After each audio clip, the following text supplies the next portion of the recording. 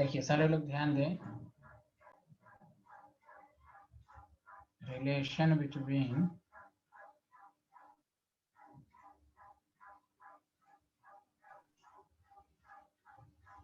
crystal field splitting energy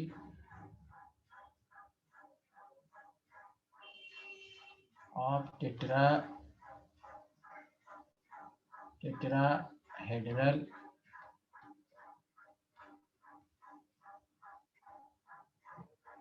octahedral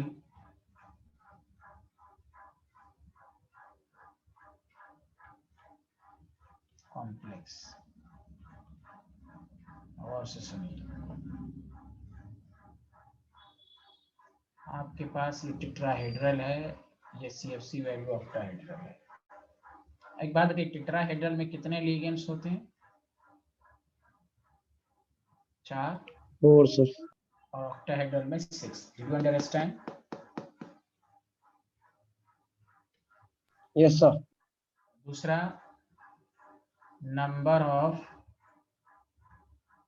d orbital, और से सुनिए, number of d orbital in the direction of ligand। तो tetrahedral में कितने d ऑर्बिटल हैं जो लिगेंड की डायरेक्शन, यानी along इन द डायरेक्शन का मतलब हुआ कि इसमें 3 है, dxy dyz, याद है T2g में 3 था ना, जो कि नजदीक था। Yes sir. और डेल्टा नॉट में 2 था, eg, ये square minus Y square and dz square. Did you understand? Hello, अरे number of d orbital in the direction, इसमें T2g ऊपर होता है ना, तो इसलिए 3, इसमें Eg ऊपर होता है, इसलिए इसकी energy in the direction of ligands है। सबसे पहली बात, जिसमें ज्यादा लिगेंड्स होता है, तो पहली बात ऑर्डर ऑफ CFC सबसे ज्यादा होगा ऑक्टाहेड्रल, उसके बाद टेट्राहेड्रल। ऐसे ऑक्टाहेड्रल से भी ज्यादा होता है स्क्वायर प्लेनर। ये पूछ सकता है, बोर्ड लेवल में नहीं पूछेगा, कंपटीशन में पूछ सकता है। क्यों ज्यादा होता है मैं भी बता दूंगा। ऐसे चलो मैं स्क्वायर प्लेनर भी लिख दूं। स्क्वायर प्लेनर में भी 4 लिगेंड्स होते हैं, उसमें एक ही लिगेंड्स एलोंगडा होते हैं, वो मैं बताऊंगा आपको। हमारा पहले मेरा कंसंट्रेशन पहले डेल्टा टी और डेल्टा नॉट में है, जो आपके सिलेबस में है। इसमें सबसे मिसलेनियस पॉइंट ये दे सकता है आपको, कि मैं इसलिए ये लिखाया कि अगर हम टोटल 3 और d ऑर्बिटल डायरेक्शन में है, number of d orbital, ligand total कितना है? 4। तो इसका मैंने रेशियो ले लिया 3/4 delta T should be equal to, देखो यहाँ कितने d ऑर्बिटल हैं? 2। टोटल लिगेंड्स में कितने? 6, तो 2/6 डेल्टा नॉट। अब मैं बताऊंगा ये क्यों याद रखना जरूरी है। तो देखो यहाँ से कोई तुमसे पूछे delta T is equal to हो जाएगा 8/18 डेल्टा नॉट। बताओ क्या रिलेशन निकल गया? 4/9 डेल्टा नॉट हो गया कि नहीं? जल्दी बताओ, हाँ या ना? Yes sir. देखो ये एनसीईआरटी का रिलेशन है, याद रखो। ये अब देखो डेल्टा टी कम है, डेल्टा नॉट ज्यादा है, ऑक्टाहेड्रल का ज्यादा है। इससे ये साबित हुआ कि टेट्राहेड्रल और ऑक्टाहेड्रल के CFC वैल्यू में क्या रिलेशन है। कभी एक तो डायरेक्ट याद रखो, ना याद रखे होगे तो इसलिए मैंने ट्रिक्स बता दिया। हो सकता है कंपटीशन में पूछ दे डेल्टा नॉट स्क्वायर प्लेनर में, तो बस 2/6 1/4 को इक्वेट करके रिलेशन निकाल लो। हम इस पर कॉन्सेंट्रेट इसलिए कर रहे हैं कि टेट्राहेड्रल और ऑक्टाहेड्रल का ही CFC आपको एनसीईआरटी के सिलेबस के मुताबिक है, इसलिए ये relation is very important. Did you understand everyone? कैसे हुआ, सबको समझ में आया? Hello, yes sir. Yes sir. Good, very good, बेहतर। अब आइए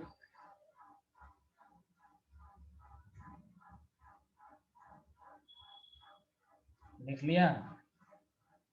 यस सर।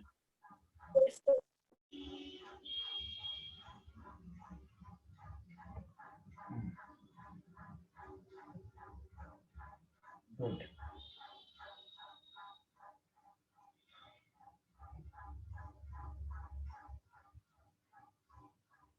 चलिए अब हम लोग ये पढ़ेंगे, ये तो आपको आना चाहिए। अब आइए next topic,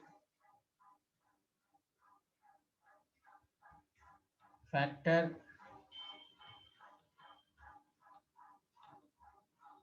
affecting the CFSC value, crystal field splitting energy. ये आपसे पूछे सबसे पहली बार यही बहुत सारे लॉजिक को बताएगा VBT के एक्सेप्शनल केस को। सबसे पहला है oxidation state of central metal atom. कुछ सोचो, अगर ऑक्सीडेशन स्टेट बढ़ेगा, पॉजिटिव चार्ज, मतलब ऑक्सीडेशन स्टेट का मतलब हुआ पॉजिटिव चार्ज ऑन मेटल। बताओ अगर बढ़ेगा तो बताओ साइज छोटा होगा, इफेक्टिव न्यूक्लियर चार्ज भी बढ़ेगा, हाँ या ना, जल्दी बताओ। Yes, sir. और साइज छोटा होगा, इसकी वजह से क्या होगा, तो ये ट्रिक्स, ये लॉजिक याद रखो, मेटल लीगेंड इंटरेक्शन बढ़ेगा। क्योंकि क्रिस्टल फील्ड थ्योरी क्या है, वो मेटल और लीगेंड के इंटरेक्शन को बताता है। जितना चार्ज बढ़ेगा उतना लीगेंड को खींचेगा। मेटल लीगेंड इंटरेक्शन इंक्रीजेस, और जितना इंक्रीज होगा इंटरेक्शन, जितना तेजी से फोर्स ऑफ अट्रैक्शन बढ़ेगा, उतना CFC वैल्यू बढ़ेगी। क्योंकि CFC वैल्यू इंटरेक्शन पर डिपेंड करेगा। क्रिस्टल फील्ड थ्योरी यही तो समझाया कि लिगेंड्स को कंसीडर किया पॉइंट चार्ज, जितना इंटरेक्शन, CFC वैल्यू बढ़ेगी तो लिगेंड, इसलिए तो लिगेंड स्ट्रॉन्ग लिगेंड हो जाता है। इसलिए क्यों कहा गया कि CO+ ऑक्सलेट आयन के केसेस में और वाटर के केसेस में ये दोनों स्ट्रॉन्ग लिगेंड होगा। क्योंकि चार्ज ज्यादा है तो इंटरेक्शन बढ़ेगा। लॉजिक भी है इसमें। सुना सारे लोग, हाँ या ना, जल्दी बताओ। Yes sir.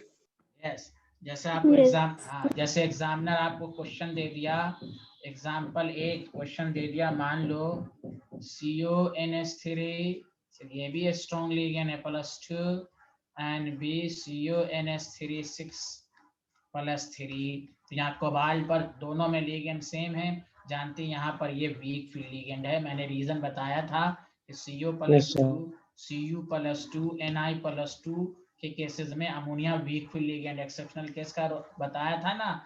Hello hello everyone. और यहाँ ये स्ट्रॉन्ग Yes. फील्ड लिगेंड है, तो ऑर्डर ऑफ CFC यही दे देगा। तो जमीन तारे पर है, तारे जमीन पर हैं। Did you understand? Yes sir. Yes. कुछ तो बोलिए आप लोग, समझ में आ रहा है? Hello everyone. Yes. बहुत अच्छे आदमी है आप लोग।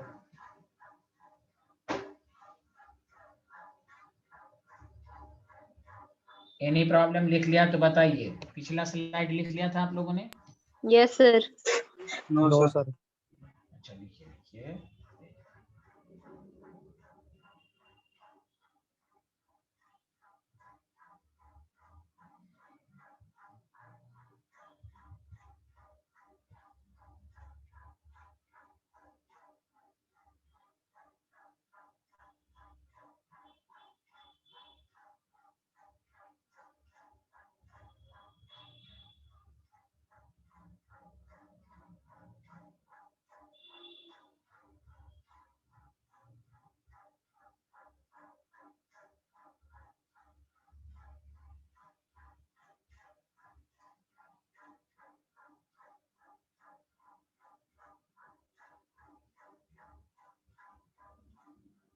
लिख लिया सर। बोल क्यों नहीं रहे जो लोग नहीं लिखे थे भाई? जल्दी बताओ, आगे बढ़े। Yes sir.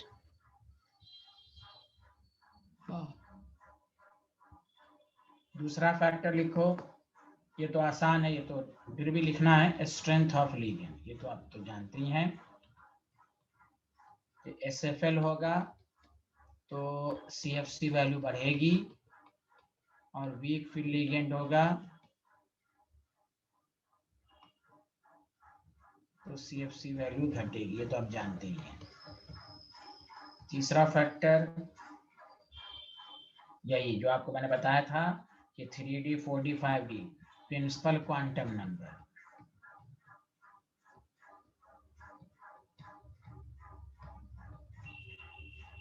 Number of transitions matter.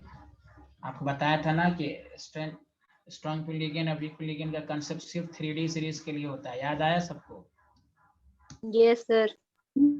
Yes. उसका हाँ, उसका रीजन यही है, ऑर्डर ऑफ CFC, और मैंने ये भी लिखा 3D से ज्यादा 40, सिंपल क्वांटम नंबर बढ़ा तो एनर्जी भी बढ़ी तो CFC वैल्यू बढ़ी। इसलिए याद रखिए 4D 5D के केसेस में तमाम लिगेंड से स्ट्रॉन्ग फील्ड लिगेंड था कि नहीं, जल्दी बताओ हाँ या ना?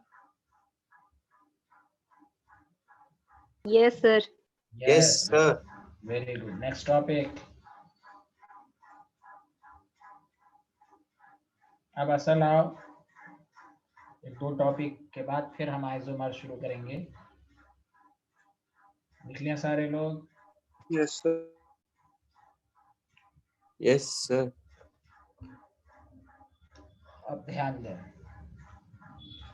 असल पॉइंट ये भी है, इस पर क्वेश्चन तो खुद एनसीईआरटी ने एक क्वेश्चन दिया है, फैक्टर अफेक्टिंग द स्टेबिलिटी।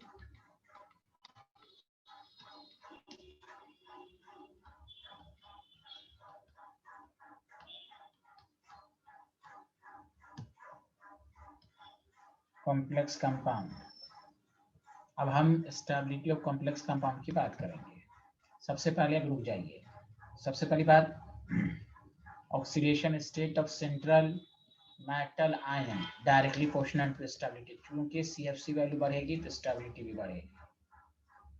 उसी तरह और से सुनो, स्ट्रेंथ ऑफ लिगेंड, जो अभी CFC का पढ़े वही इसमें भी है, डायरेक्टली प्रोपोर्शनल टू स्टेबिलिटी। और से सुनो, तीसरा जो उसमें नहीं पढ़े, चिलेशन पढ़ाया था ना, चिलेशन की वजह से स्टेबिलिटी बढ़ती, याद आया? Chelation directly Yes, proportional to sir. Stability by identity. और तीसरा सबके वही है, सबका रीजन तो वही है, CFC वैल्यू भी ज्यादा होगी, यानी CFC वैल्यू ऑब्वियसली ज्यादा होगी तो स्टेबिलिटी। लेकिन असल स्टूडेंट की परेशानी ये है कि इन चारों में हम डोमिनेंट किसको मानेंगे, ये बहुत इंपॉर्टेंट है। इसमें स्टूडेंट गलती करते ही हैं।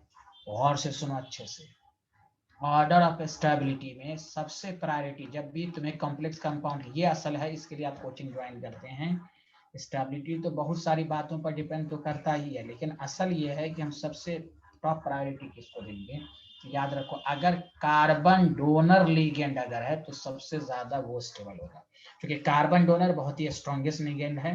कार्बोनिल, जिसको एक स्टूडेंट ने कोबाल्ट कहा था और वही स्टूडेंट ने एक दिन इसको वीक फील्ड लिगेंड कहा था, याद है? बोला मां सबको याद, बताएं जा रहे हैं? यस सर, अच्छे से। Yes, sir. तो कार्बोनिल में कार्बन डोनर स्ट्रॉन्गेस्ट लिगेंड है। जब भी स्टेबिलिटी का ऑर्डर पूछा जाए तो पहले चेक कर लो उसमें कार्बन डोनर है, उसके बाद चिलेशन का नंबर आता है। या चिलेशन इज मोर स्टेबल, लिख दिया गया था, for the same coordination number and fix central metal atom the stability of ligand due to the chelation is more than the monodentate। लेकिन अगर मोनोडेंटेड कार्बन डोनर है तो हम इसको प्रीफर करेंगे, क्योंकि कार्बन डोनर स्ट्रॉन्गेस्ट लिगेंड है। तो जब स्ट्रॉन्गेस्ट लिगेंड तो स्ट्रॉन्ग बॉन्ड बनाएगा, चिलेशन तो बाद का फिनोमेना है। ये है प्रायोरिटी। उसके बाद हम स्ट्रेंथ ऑफ लिगेंड सबको देखेंगे। Did you understand everyone? Yes, sir. बाकी और चीज को देखेंगे। ये चिलेशन सबसे टॉप प्रायोरिटी पर चिलेशन ही होता है, लेकिन चिलेशन से पहले आपको होगा कार्बन डोनर। जैसे मिसाल के तौर पर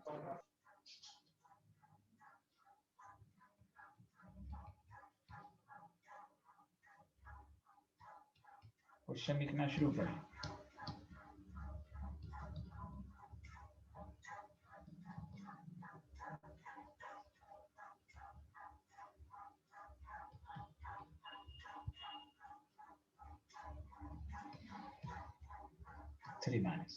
अब यहाँ पर लिगेंड सेम है, कोबाल्ट भी सेम है। यहाँ ऑक्सीडेशन स्टेट निकाल लो +2 है, यहाँ ऑक्सीडेशन स्टेट निकाल लो +3 है। तो ऑर्डर ऑफ स्टेबिलिटी किसकी ज्यादा होगी बताओ? B greater than A। Did you understand? Yes, sir.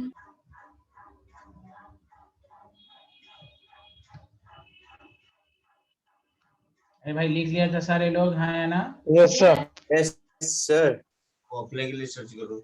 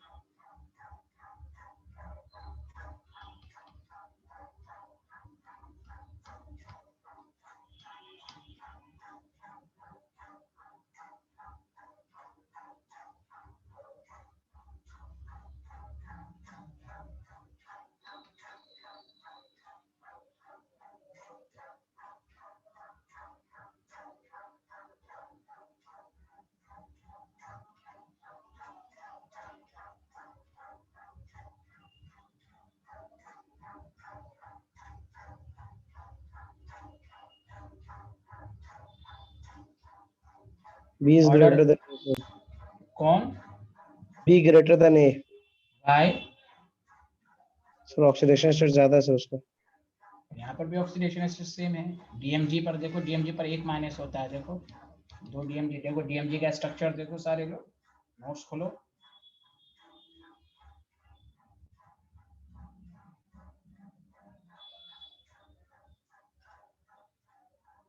O minus है ना, CH3 C पे डबल बॉन्ड है। कोई बोल ही नहीं रहा यार। Yes, sir.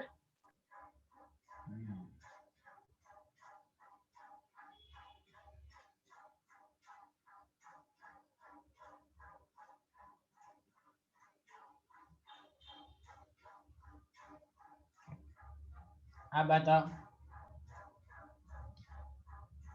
डीएमजी में दोनों में कौन है जिसकी स्टेबिलिटी ज्यादा, जल्दी बताएं।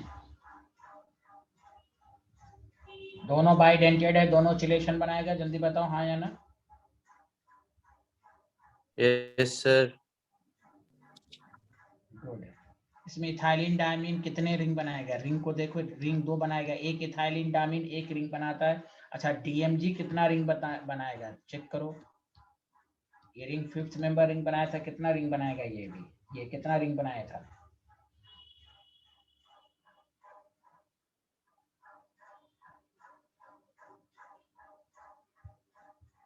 डीएमजी का लेक्चर देखें प्लीज, सारे लोग शुरू का लेक्चर को खोलें।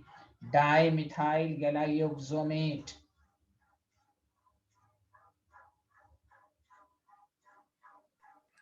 Four. 4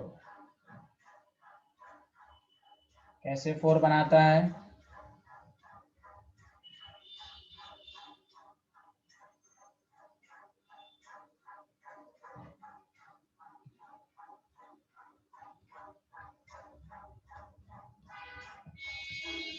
फोर किसने बोला, जल्दी बताएं।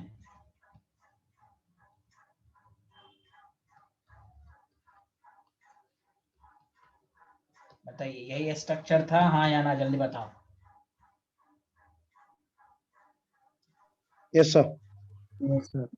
अब देखिए, इसमें आपको ये इथाइलिन डायमीन है। अगर इसमें नाइट्रोजन डोनर की बात कर लें,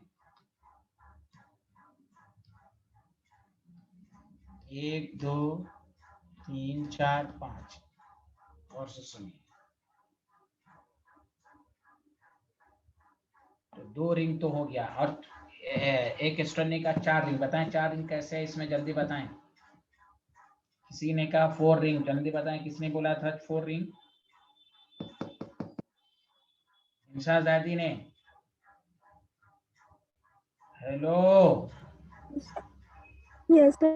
हाँ 4 रिंग कैसे है बताइए। एक डीएमजी में 1 रिंग हो गया। चलिए 2 रिंग कैसे? एक डीएमजी में क्या 1 रिंग बन रहा है कि 2 रिंग बन रहा है, बताइए आप।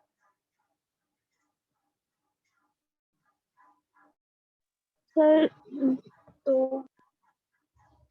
हाँ कैसे? एक तो ये हो गया, 1 2 3 4 5, दूसरा रिंग बताइए। देखिए दूसरा कहाँ से बनेगा, सारे लोग ध्यान दें। अगर हम ऑक्सीजन डोनर भी तो कर सकते हैं ना, सारे लोग जल्दी बताओ। Yes sir. हाँ, हेलो एवरीवन, देखो ऑक्सीजन डोनर भी दे सकता है, यहाँ है, वो यहाँ है, तो ऑक्सीजन डोनर भी हो सकता है कि नहीं? जल्दी बोलो हाँ या ना। हेलो, कोई बोल ही नहीं Yes, रहा sir. है, बताओ सारे लोग। तो इसलिए इसमें नंबर ऑफ रिंग 4 है, एक डीएमजी में 2 रिंग, तो इसलिए ऑर्डर ऑफ स्टेबिलिटी जो होगी, ऑक्सीलेशन जिसका ज्यादा होगा उसका ज्यादा होगा। Did you understand everyone? Hello everyone. Yes, sir. Yes, अरे ये sir. मेघना को समझ में आ रहा है? Yes, sir. Thank you. Next question.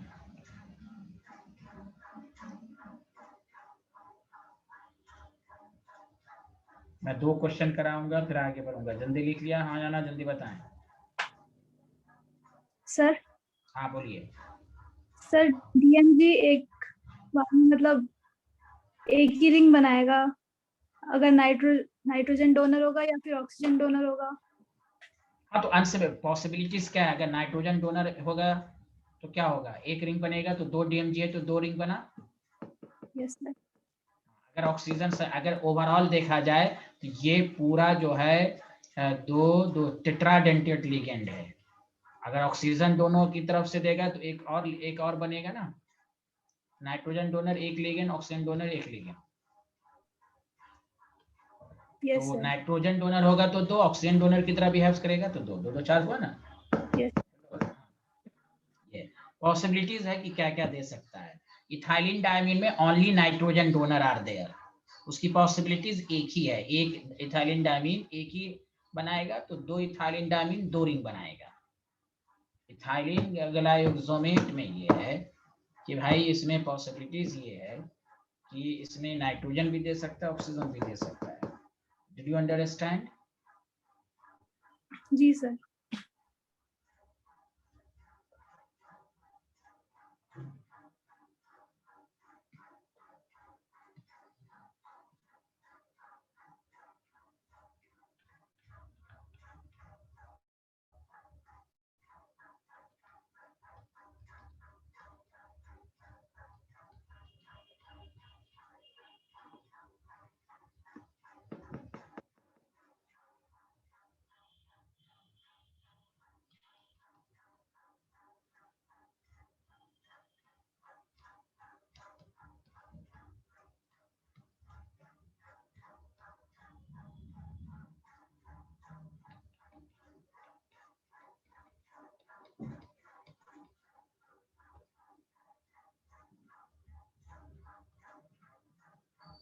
ये एग्जैक्टली एनसीईआरटी का क्वेश्चन है। उसने पूछा उसमें कौन मोस्ट स्टेबल है। हम यहाँ पर ऑर्डर पूछ रहे हैं, फर्क ये है।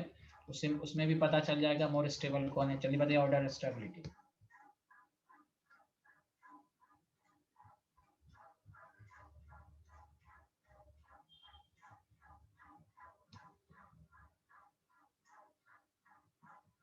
बताइए मोर स्टेबल कौन है? B then C. बी सब, क्योंकि बी क्या है? बाइडेंटेट है ना? Bidentate. Yes, sir. चिलेशन की वजह से, समझा? तो बी सबसे ज्यादा, बी के बाद सी, C. क्योंकि सबका Strong कोऑर्डिनेशन, हाँ स्ट्रॉन्ग फील्ड लिगेंड है, ये स्ट्रॉन्ग फील्ड है सी। सी के बाद H2 और क्लोरीन में कौन है? आयुर्वादी, हाँ ए। ए के बाद D. Did you understand? Yes, sir. ये एनसीईआरटी का क्वेश्चन है, Yes, बस वो हाँ एनसीईआरटी में सिर्फ ये है कि which of the following most stable, तो बी। अब आइए, लेकिन ऑर्डर ऑफ स्टेबिलिटी पूछ सकता है।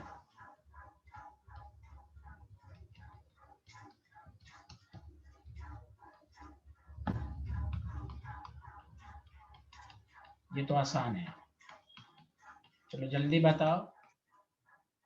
मोस्ट स्टेबल कौन ज्यादा स्टेबल है? मिर्जा।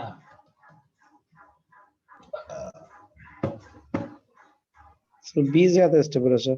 बिकॉज सर Bidentate है, sir. ये मोनो है, लेकिन मैंने भी क्या कहा था? चिलेशन से हाँ। पहले कार्बन कार्बन डोनर डोनर। देखेंगे। हाँ वेरी गुड, ए ग्रेटर। Yes, sir. बाकी यहाँ देखो ना, वो हमारा चिलेशन टेंशन नहीं है ना, का, वो अरे तो किसके उनका यहाँ से टेंशन आवाज आ रही? म्यूट कर लो। ये बाइडेंटेड था, बाकी सब में हम्म। कार्बन डोनर नहीं था। तो ये प्रायोरिटी याद करें, प्रायोरिटी में गलती होती है। हाँ बोर्ड लेवल तक तो चिलेशन से आंसर निकल जाएगा, लेकिन चिलेशन से पहले आप क्वेश्चन में ये देखें कि कार्बन डोनर है कि नहीं। यहाँ कोई कार्बन डोनर नहीं था, यहाँ भी कोई कार्बन डोनर नहीं था। यहाँ पर कार्बन डोनर की वजह से, क्यों कार्बन डोनर है तो स्ट्रॉन्ग है, तो स्ट्रॉन्ग बनाएंगे तो ज्यादा होगा। आगे बढ़ें। Yes, Yes. sir. हाँ, एक लास्ट क्वेश्चन जो आपके एक और डाउट को क्लियर करेगा, उसके बाद हम नेक्स्ट टॉपिक पर आएंगे।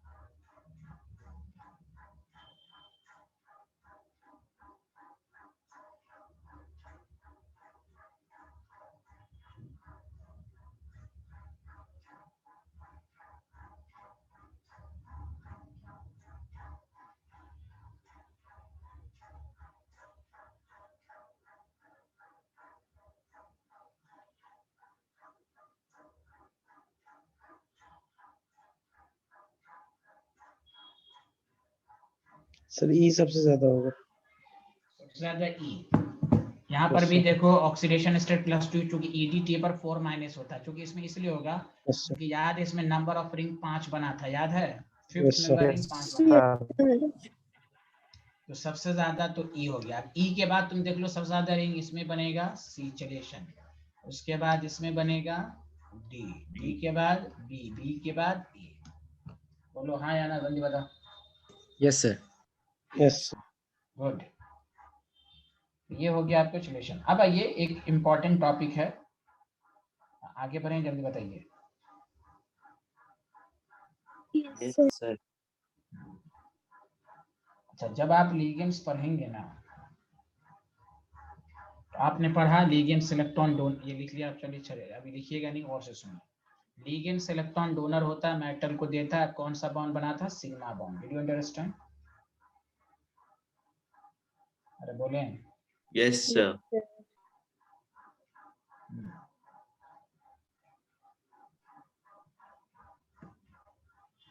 दूसरी बात ये भी होता है कि लिगेंड जो होता है वो पाई बॉन्ड भी बनाता है। तो आपके सिलेबस में शामिल है synergic bonding. This is very important. अब तक जो पढ़ा कि लिगेंड जो होता है it has tendency to donate electron only and form sigma bond. लेकिन कुछ लिगेंड्स ऐसे होती हैं जो डोनेट भी करती हैं और एक्सेप्ट भी करती हैं। डोनेट करेगा तो सिग्मा और एक्सेप्ट करके पाई बॉन्ड बनाएगा, इस लिगेंड को सिनर्जिक लिगेंड कहते हैं। और आपके में टॉपिक है bonding in metal carbonyl. Metal carbonyl में बॉन्डिंग कैसी होती है तो आपको पढ़ना है, तो गौर से सुने। इससे पहले कि मैं आपको बताऊं, गौर से सुनिए अच्छे से। अब तक आपने ये पढ़ा कि ligand which only donate electron pair to the central metal atom and forms sigma bond उसको नॉर्मल बॉन्ड कहते हैं। तो नॉर्मल आइए मंडल गुड हुआ कहाँ? हार्दिक तुम म्यूट करो यार, तुम क्या तुम्हारे यहाँ से तारीख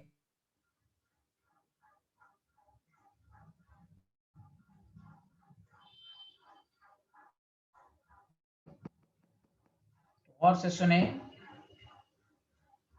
तो अब भी टॉपिक पढ़ रहे हैं, गौर से सुनिए। क्लासिफिकेशन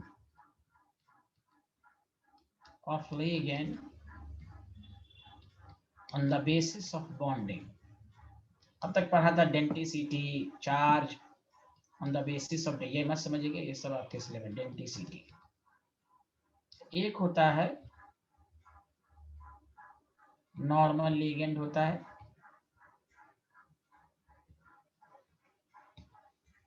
या इसको क्या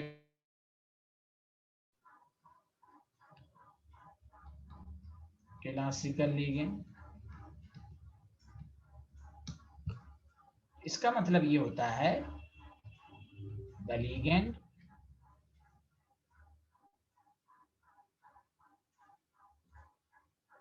which only donate electron। वो कहाँ काम करता है जल्दी बताओ, जो सिर्फ क्या करे। आप जानते, आप सबको मालूम है लिगेंड क्या होता है, electron donor which donate electron pair to central metal atom and forms sigma bond। और आपको मालूम है सिग्मा बॉन्ड बनाता है। इसमें कोई एग्जांपल मैं इसलिए नहीं दूंगा, ज्यादातर पूरे एग्जांपल वही है सिग्मा बॉन्ड। यानी ये लिगेंड जो है वो सिर्फ डोनेट करेगा, सिग्मा बॉन्ड बनाएगा। इसको नॉर्मल लिगेंड्स कहते हैं। Did you understand? हाँ या ना, जल्दी बताएं। यस ये लेकिन एक लिगेंड होता है जिसको कहते हैं पाई acceptor ligand. Non classical ligand. तीसरी बात सिनर्जिक लिगेंड।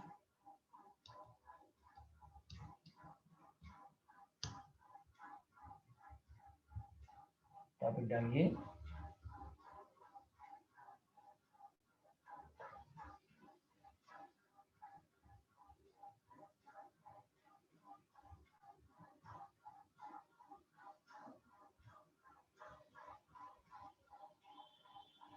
अरे बोलो ना, हेलो, लिख लिया? Yes, sir. सिनर्जिक की मीनिंग भी होती है वर्किंग टुगेदर, जहाँ दोनों एक साथ काम करें। एक साथ काम करने से क्या होता है, स्टेबिलिटी बढ़ती है। तो इसमें कुछ लिगेंड्स होती हैं जो ये होती हैं, जो आपको सिलेबस में, उसका बेस्ट एग्जांपल क्या है वो हम आपको भी बताएंगे। इसका क्या काम होता है देखिए। The ligand which donate electron through sigma bond, which donate electron to central metal atom through अरे बोलो ना, सिग्मा बॉन्ड। हाँ, बट साइमल्टेनियसली क्यों करेगा उससे पता। But simultaneously they accept electron pair from central matter। ये सेंट्रल मैटर से लेगा, देगा भी लेगा भी, दोनों एक साथ होगा, कंबाइन इफेक्ट।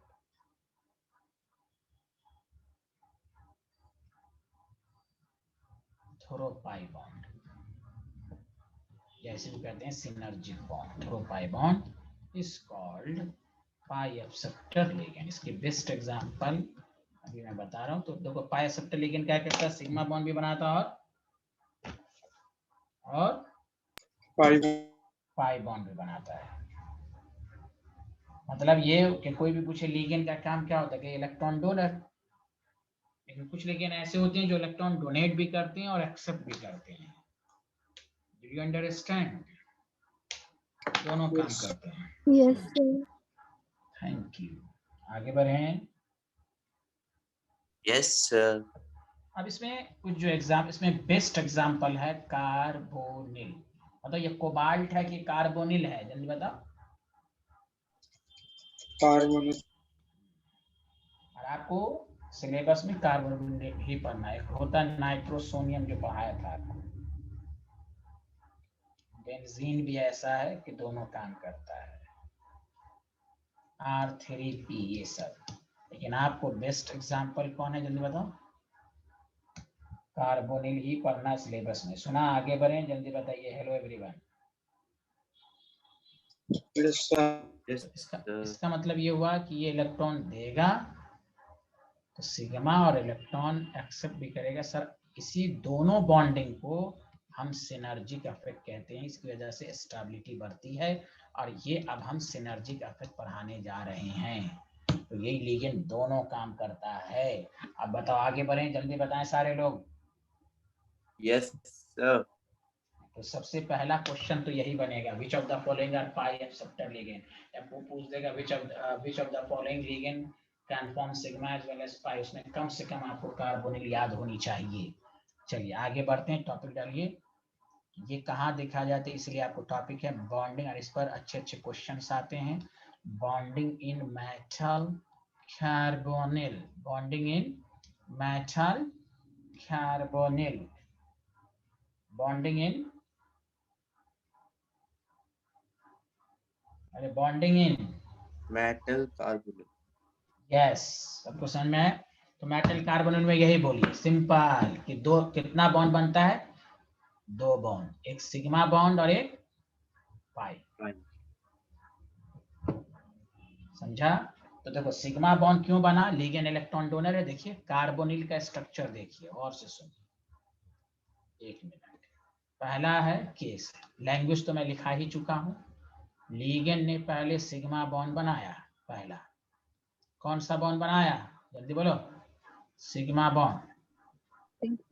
ये लिगेंड कौन है, कार्बोनिल, इलेक्ट्रॉन डोनर। कैसे दिया, देखो कार्बोनिल का स्ट्रक्चर ये होता है, ऑक्सीजन पर लोन पेयर, और ये मेटल एटम होता है, और मेटल के अंदर ये जो इलेक्ट्रॉन दिया, ये मेटल के अंदर कौन है जानते हो, vacant hybrid D. Hybrid D का मतलब सुनो अच्छे से, एक मिनट सुनो सारे लोग। आयरन के अंदर डी ऑर्बिटल एक है ना खाली, D6 है तो डी खाली है ना इसके अंदर। Yes, बोलो हाँ या ना, ठीक है। तो इसको कहेंगे फील्ड डी ऑर्बिटल। खाली का मतलब डी है, फील्ड डी ऑर्बिटल है, पूरी तरह फील्ड नहीं, फील्ड डी ऑर्बिटल। और एक जब इसका हाइब्रिडाइजेशन होगा तो हाइब्रिडाइजेशन हम पढ़ेंगे ना DsP3, तो ये जो डी हुआ वो हुआ वैकेंट। क्योंकि आपको मालूम है कि कोऑर्डिनेशन कंपाउंड में वैकेंट डी हाइब्रिडाइजेशन में टेक प्लेस करता है। इसलिए याद रखो जब मेटल अकेला है तो एक ही डी है बस, D6 है बस, वैकेंट है। हम कहेंगे कि भरा हुआ थोड़ा। लेकिन जब ये मेटल कॉम्प्लेक्स कंपाउंड बनाएगा तो अब उसके अंदर दो डी हो गया, एक इसके अंदर वाला डी बाय इलेक्ट्रॉनिक कन्फिगरेशन, और एक डी जो होगा हाइब्रिडाइजेशन वाला। दोनों डी में फर्क समझ में आया, हाँ या ना, जल्दी बताओ। Hello everyone. हाँ तो फिर से बोलो, जब मेटल अकेला होगा तो एक ही डी होगा, पार्शियली फिल्ड डी। यानी फिल्ड डी का मतलब यहां पर है पार्शियली फिल्ड डी। लेकिन यही मेटल जब कॉम्प्लेक्स कंपाउंड बनाया तो अब इस मेटल के अंदर दो डी हो गया, एक पार्शियली फिल्ड डी, एक वैकेंट हाइब्रिड डी। तो यही है, ये इलेक्ट्रॉन किसमें जा रहा है, vacant hybrid D orbital. Did you understand? Hello everyone. Yes sir. तो इससे अभी सर ये तो हो गया, इलेक्ट्रॉन डोनेट कर दिया, तो फिर पाई क्यों बन रहा है? नहीं, मैं उसका रीजन बताऊंगा। कुछ चीजों को एक्सप्लेन करने के बाद आपको और अच्छे से समझ में आता है। यहाँ सिग्मा बॉन्ड बना, लेकिन सिग्मा उतना अच्छा नहीं है। सिनर्जी की मीनिंग ही यही है, कंबाइन इफेक्ट, वर्क टुगेदर। ये दोनों एक साथ काम करेगा तभी मेटल कार्बोनिल स्टेबल होता है, स्ट्रेंथ उसकी ज्यादा होती है।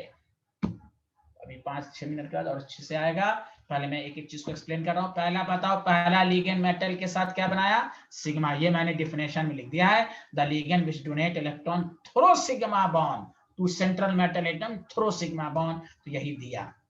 बताओ सबको समझ में आया? Hello everyone. Yes sir. हाँ अब आइए, Yes, sir. यहाँ तक लिख लिया? Hello, yes sir.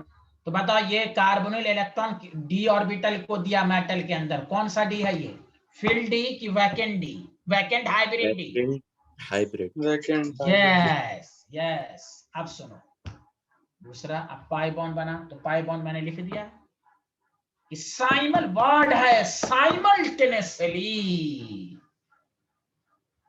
जैसे ये दिया simultaneously they can accept electron, they can accept electron। तो मैं, अरे यार कोई बोल ही नहीं रहा हो। Yes. Yes, sir. It also, मैं लिख देता हूं, also accept electron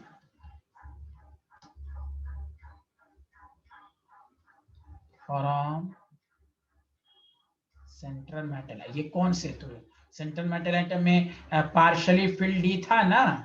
अरे बोलो ना hello. Yes, sir.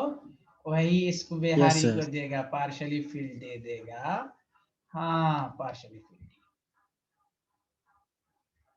It also accept electron from partially filled. अब सुनो, पार्शियली फिल्ड में दिया। अब लीगेंड में वैकेंट कौन सा ऑर्बिटल तो जानते हो? वैकेंट एंटी बॉन्डिंग, मैं पूरा बता रहा हूं। वैकेंट एंटी बॉन्डिंग पाई 2p ऑर्बिटल। कैसे? देखो कार्बोनिल में 14 इलेक्ट्रॉन थे, 14 इलेक्ट्रॉन। देखो गौर से सुनो, कार्बोनिल में 14, इसको कैसे लिखते हैं? सिग्मा 1s का स्क्वायर, 11th में पढ़ोगे। Sigma 1s anti bonding, sigma 2s square, sigma 2s anti bonding. 14 है तो पहले पाई आएगा, pi 2px is equal to pi 2py sigma 2pz, तो 2 2 4 14 हो गया। तो देखो pi 2px is equal to pi 2py। Anti bonding खाली है कि नहीं? जल्दी बोलो हाँ या ना।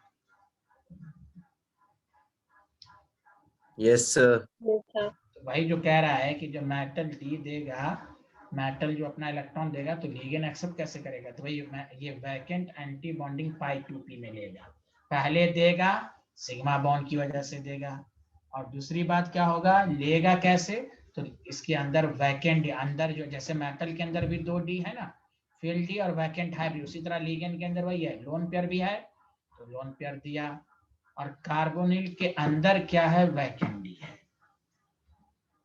वही है, देखो उसकी वजह भी है। देखो डेली लाइफ का एग्जांपल सुनो, खुद सोचो। कार्बन ऐसे समझो, कार्बोनिल के अंदर एक वैकेंट एंटी बॉन्डिंग है, पहले से बोलता हूँ हाँ या ना? वैकेंट एंटी बॉन्डिंग है, हाँ या ना? जल्दी बताओ। Yes sir. और इसके पास लोन पेयर भी है, तो ये दे दिया। तो वही दे दिया ना, तो होता है ना कभी कभी घर में, अरे यार तुम्हारे पास पैसा खुद खाली है, दूसरे को दे रहा है, तो अनस्टेबल हो गया कि नहीं कार्बोनिल? बोलो हाँ या ना। अरे भाई वैकेंट भी है, दे भी रहे हो तुम, अरे यार जल्दी बताओ ना। Yes, sir. तो सोसाइटी में इस तरह के लोग बहुत कम होते हैं, वरना जिसके पास भाई बेचारे के पास खुद पेट खाली है, दूसरे को दे रहा है। तो फिर उसके घर वाले बोले यार तुम क्यों दे दिए, तुम लो मेटल से लो दोबारा। तो इसलिए स्टेबिलिटी को रीगेन करने के लिए, स्ट्रेंथ करने के लिए, वर्क टुगेदर करने के लिए ये कहेगा नहीं भाई जो हमको तुमको दिया है वो हमको वापस करो, इसलिए पाई बॉन्ड बन गया। Did you understand? हाँ या ना? जल्दी बताओ।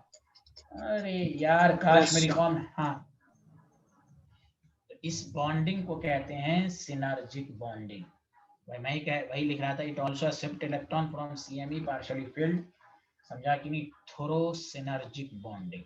अब मैं एक लाइन में सिनर्जिक की डिफिनेशन भी लिख देता हूं। तो सिनर्जिक बॉन्डिंग कहाँ पाई जाएगी? बताओ केमिस्ट्री में कहाँ पाई जाएगी? मेटल कार्बोनिल में। कहाँ पाई जाएगी? हाँ, अरे यार कोई बोल ही नहीं रहा है। Sir. The bonding between metal and carbonyl, between metal and carbonyl या सिंपल ये बोल सकते हो एक लाइन में,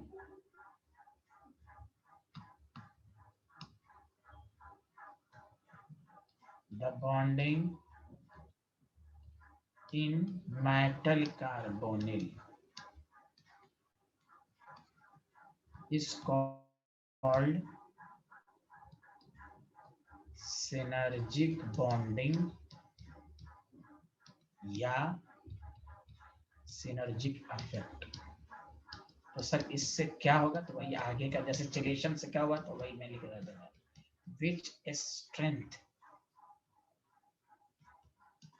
strengthen the bond, तो बॉन्ड को स्ट्रेंथ करता है between मेटल एंड कार्बन। अब मैं थोड़ा सा रिपीट कर देता हूँ, सारे लोग और से सुनो, सारे लोग एक दफा और, सारे लोग सुनो अच्छे से। पहले बताओ, ligand on the basis of bonding दो तरह का, नॉर्मल लिगेंड जो सिर्फ इलेक्ट्रॉन डोनेट करेगा, अरे 5 मिनट से समझो, और जो सिर्फ सिग्मा बॉन्ड बनाएगा। पहले बताओ, ये जरा स्लाइड समझ में आया? उसको कहते हैं नॉर्मल लिगेंड। जितने भी लिगेंड्स हैं वो सब नॉर्मल लिगेंड होते हैं जो सिर्फ इलेक्ट्रॉन डोनेट करते हैं और सिग्मा बॉन्ड बनाते हैं। जल्दी बताओ, सबको समझ में? मैं दोबारा रिपीट कर रहा हूँ, बताओ सबको समझ में आया यहाँ तक? Yes, Yes, sir. ठीक, ये स्लाइड लिख भी लिए हो तुम लोग दोनों, मैं बात पूछूंगा, समझ भी गया, लिख भी लिए? yes, sir. चलो ठीक। अब दूसरा होता है पाई, सारे लोग सुने जिनको कम समझ में आएगा, पाई acceptor ligand, non classical ligand, signal. कुछ लिगेंड्स ऐसे होते हैं जो इलेक्ट्रॉन देते भी हैं और एक्सेप्ट भी करते हैं। उसके में 4-5 एग्जांपल, उसमें सबसे कॉमन और famous example in your syllabus वो है carbonyl, the ligand which donate electron to center and to sigma bond but simultaneously they accept electron from center through pi bond, इसको pi accept। इसलिए याद रखिए, कोई पूछे ligand कौन सा बॉन्ड बनाता है मेटल के साथ, तो जनरली ligand सिग्मा बॉन्ड ही बनाता है, लेकिन कुछ ligand ऐसे होते हैं जो सिग्मा बॉन्ड भी बनाते हैं इलेक्ट्रॉन डोनेट करके, और वो पाई बॉन्ड भी साइमल्टेनियसली बनाते हैं एक्सेप्ट करके। इसमें बताइए, ये स्लाइड सबको समझ में आया और लिख भी लिया? हाँ या ना, जल्दी बताइए। Yes, sir. Yes, sir. Very good.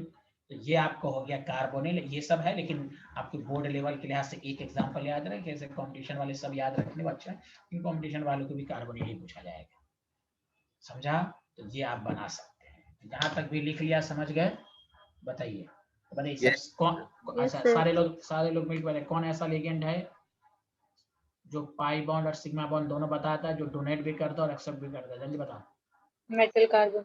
नहीं, हम लिगेंड का नाम पूछ रहे हैं, लिगेंड का नाम बताएं। Carbon. कार्बोनिल के अलावा और है, लेकिन फेमस एग्जांपल कार्बोनिल याद रखिए आप।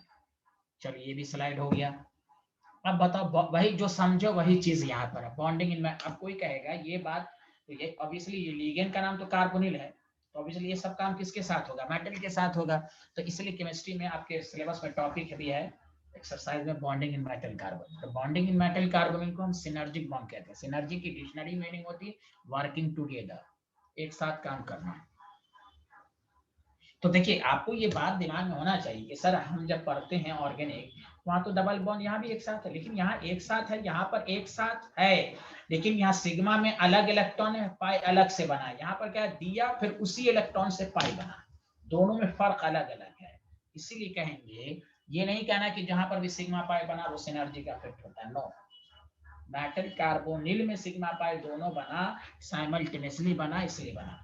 बाकी डबल बॉन्ड में सिग्मा पाई तो बनता है, लेकिन दोनों का अलग अलग इन्वॉल्वमेंट है। अरे बोलो यार, सही से कह रहा हूँ ना? Hello everyone. तो यही है। तो ये कार्बोनिल जो अपना इलेक्ट्रॉन वैकेंट हाइब्रिड डी को दिया, वैकेंट हाइब्रिड डी मेटल के अंदर 2 डी है, एक इसका अपना डी है जिसको पार्शियली फिल्ड डी मैं कह रहा हूँ, और एक हाइब्रिडाइजेशन की वजह से वैकेंट है, तो इससे सिग्मा बॉन्ड बना। बताओ, ये स्लाइड समझ में भी आया और लिख भी लिए? हाँ या ना? Yes, sir. Yes, sir. चलिए, अब आइए, यहाँ पर जो लिगेंड है वही है कि स्ट्रेंथन को, अब जैसे लिगेंड इलेक्ट्रॉन दिया तो वही मैंने कहा ना, तो उसके अंदर खुजली होने लगेगी, बेचारे के अंदर वैकेंट था फिर भी इलेक्ट्रॉन दिया, फिर स्टेबिलिटी को मेंटेन करने के लिए पाई को एक्सेप्ट करेगा, सिनर्जिक बॉन्ड बनाएगा। तो वही मैंने लिखा, it also accept electron from centre metal atom. समझा कि नहीं? पार्शियली फील्ड से लिया। और किसमें लिया? लिगेंड। कोई कहेगा लिगेंड में तो वैकेंट नहीं होता है, मेटल में तो वैकेंट हाइब्रिड डी सुना है, लिगेंड के अंदर तो नहीं थे। कई कार्बोनिल के अंदर वैकेंट एंटी बॉन्डिंग पाई 2p ऑर्बिटल है। Did you understand? Did you understand? Yes, sir. चलिए, Yes, sir. लिखा और समझ भी गए, हाँ या ना, जल्दी बताइए। Yes, sir. Yes, sir. Thank you. अब ये शायद नहीं लिखा होगा, the bonding, no, the bonding in metal carbonyl is called synergic bonding, synergic effect which affect the, चलो ये लिख लिया सारे लोग, ये लिख लो। Hello everyone. सर अब ये क्यों पढ़ाया, अब इसकी कुछ मिसलेनियस पॉइंट और से सुनिए कि जब ये सिलेबस में है तो इसके अलावा क्या क्या पॉइंट पूछ सकता है, सारे लोग गौर से सुनो। सुन रहे हो, लिख लिए हाँ या ना? Yes. Yes, sir. sir. देखो ओवरऑल कंक्लूजन, अब तक जो पढ़ा ध्यान दो अच्छे से।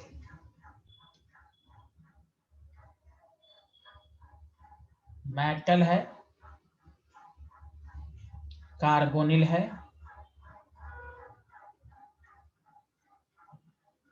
फाइनली बॉन्ड ये बना, ये सिंगल था तो डबल, ये ट्रिपल था तो अब डबल। सुन लो अच्छे से, ये फाइनली बॉन्ड बना, देख लो। मेटल ने इलेक्ट्रॉन दिया ना, देखो सुनो, लिगेंड ने इलेक्ट्रॉन दिया मेटल को और पाई बॉन्ड बना, तो देखो मेटल और कार्बोनिल के बीच में डबल बॉन्ड आएगा, हाँ या ना, जल्दी बताओ। अरे बोलो ना। Yes, sir. Yes, sir. Carbonyl के अंदर ट्रिपल बॉन्ड था, यही एक्सपेरिमेंटल रिजल्ट है, सुन लो कान खोल के अब, कि जब ट्रिपल बॉन्ड है तो बॉन्ड लेंथ कम होनी चाहिए, जब CO अकेला है तो बॉन्ड लेंथ ट्रिपल बॉन्ड है, लेकिन जैसे मेटल का जब ये इलेक्ट्रॉन देगा तो इसका बॉन्ड ऑर्डर घटेगा। अब यही क्वेश्चन पूछ देगा, सिनर्जिक बॉन्डिंग से मेटल और कार्बोनिल के बीच की बॉन्ड ऑर्डर बढ़ गई, सिंगल से डबल हो गई, बट कार्बोनिल की बॉन्ड ऑर्डर घट गई, ट्रिपल से सिंगल डबल हो गई। इसलिए एक्सपेरिमेंटली ये पाया गया, जैसे आप रेजोनेंस में ऑर्गेनिक में पढ़िएगा कि पहले इसकी बॉन्ड लेंथ कम थी, लेकिन मेटल कार्बोनिल में CO की बॉन्ड लेंथ बढ़ गई।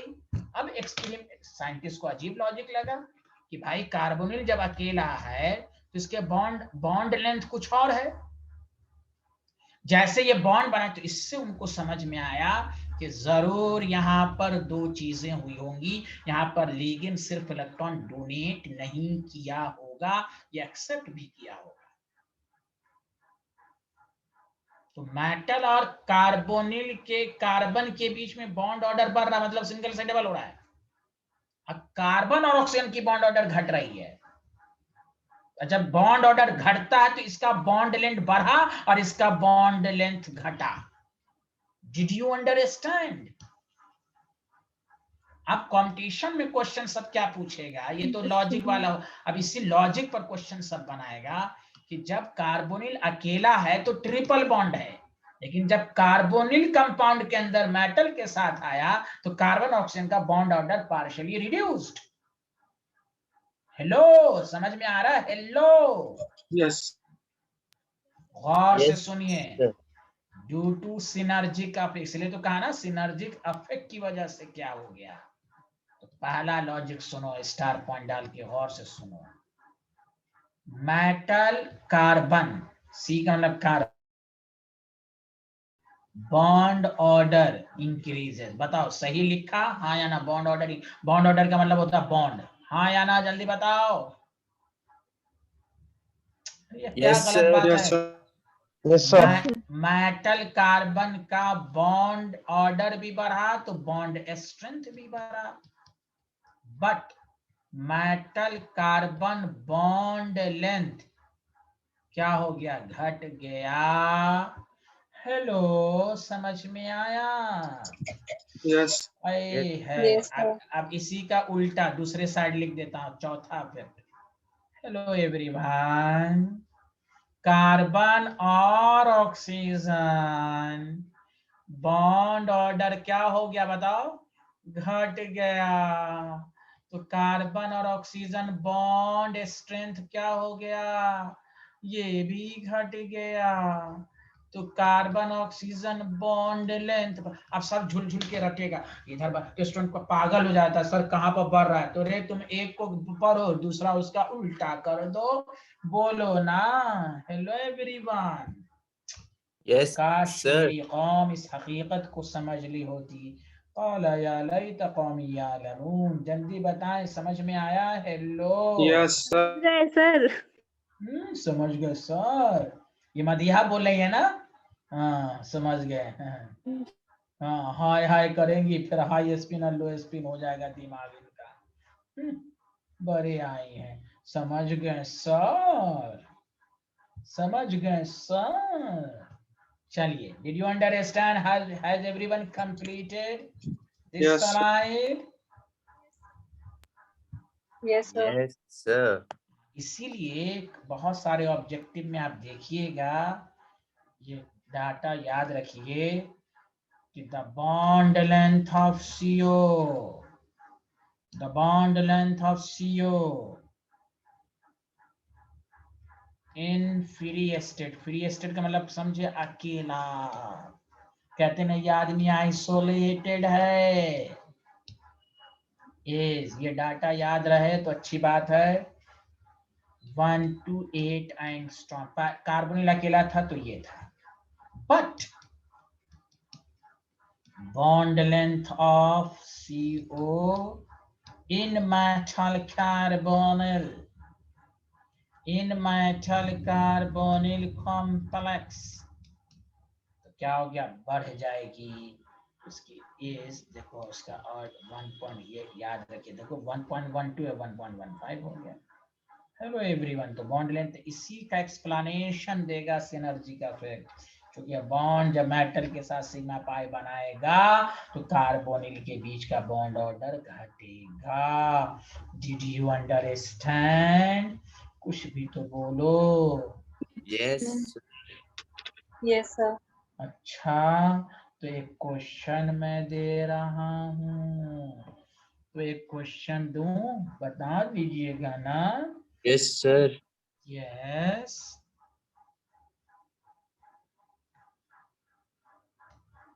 आपसे पूछेगा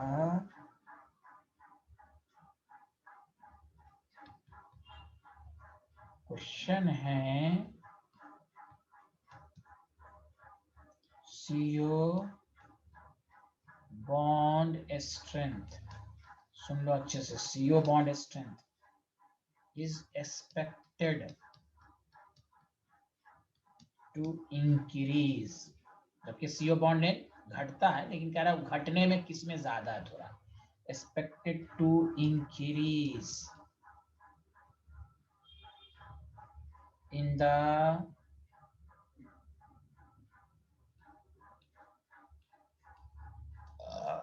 following complex.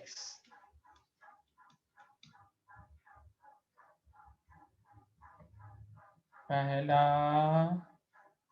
MnCO6 plus B CrCO6 C BCO6। देखो मैं खुद करूंगा। पहले क्वेश्चन लिख लिए, बताओ सारे लोग क्वेश्चन लिख लिए तो बताओ। Hello everyone, yes, sir. ध्यान दीजिए। क्वेश्चन ये कह रहा है, देखो सब में मेटल का, सब में सिनर्जिक बॉन्डिंग है। अब कह रहा है कि CO बॉन्ड स्ट्रेंथ सब में कम है। ऑब्वियसली देखो सिनर्जिक इफेक्ट की वजह से देखो CO बॉन्ड स्ट्रेंथ घटती है, सब में घट रही है, सब में घट रही है। लेकिन उस घटने में ज्यादा, तो दिमाग लगाओ, सुनो अच्छे से, कान खोल के सुनो। लीगेंड इलेक्ट्रॉन देता है, मेटल इलेक्ट्रॉन देता है, मेटल इलेक्ट्रॉन इधर लीगेंड दिया तो सिग्मा बॉन्ड बनाए, यहाँ लीगेंड एक्सेप्ट किया। तो मेटल पर जितना चार्ज होगा उतना वो आसानी से इलेक्ट्रॉन लीगेंड को देगा। हाँ या ना, जल्दी बताओ। देखो मेटल के अंदर चार्ज जितना ज्यादा होगा उतना लीगेंड को इलेक्ट्रॉन देगा ना, तभी तो और आसानी से Yes, पाई sir. बॉन्ड से। सुनो, दिमाग लगाओ, मेटल के अंदर ऊपर जितना चार्ज होगा उतना ये इलेक्ट्रॉन देगा, तो इधर का बॉन्ड स्ट्रेंथ बढ़ेगा। तो बताओ कार्बोनिल की बॉन्ड स्ट्रेंथ क्या होगी? घटेगी। यहाँ बढ़ेगी, जितना आसानी से देगा और आसानी से दोनों के बीच में बॉन्ड बनेगा। तो अब यहाँ मेटल पर, पहले ये समझ में आया कि नहीं? जल्दी बताओ। मेटल के ऊपर जितना चार्ज होगा, मेटल और कार्बन के बीच की बॉन्ड स्ट्रेंथ बढ़ेगी और कार्बन और ऑक्सीजन की बॉन्ड स्ट्रेंथ घटेगी। Did you understand?